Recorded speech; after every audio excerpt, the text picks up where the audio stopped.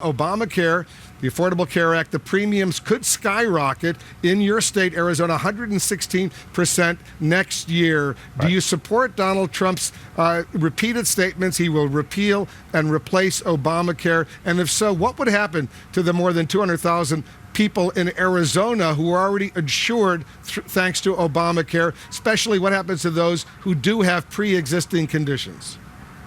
Right. Well, a lot of them are covered simply by expanding Medicaid, but we do have to find a way to ensure that those with pre-existing conditions can find affordable care.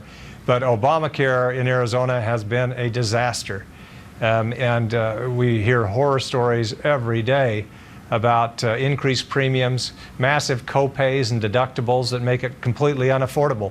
And you're right. I mean, they're talking about 116% increases in some areas, depending on the county and the provider.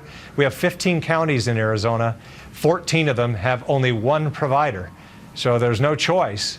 And it's just simply unaffordable. So we've got to move ahead with this. So you are in favor of repealing and replacing Obamacare? You bet. Yes, I've been since the beginning. Obviously, we've got to find a way to deal with those with pre-existing conditions, make sure that they can find affordable care.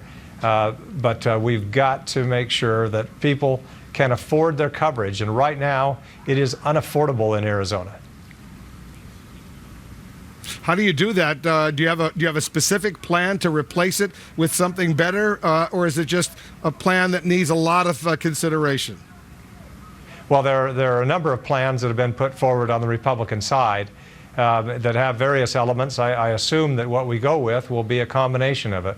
But in the coming 2 months, certainly we're going to be fleshing those plans out and making sure that as soon as we repeal, we have a plan to do what we need to do going forward. Obviously, there's a sunset period already in some of the regulations there, and we can deal with that. But we've got to get rid of this onerous burden on businesses and individuals without the care that people deserve and expect on the other side.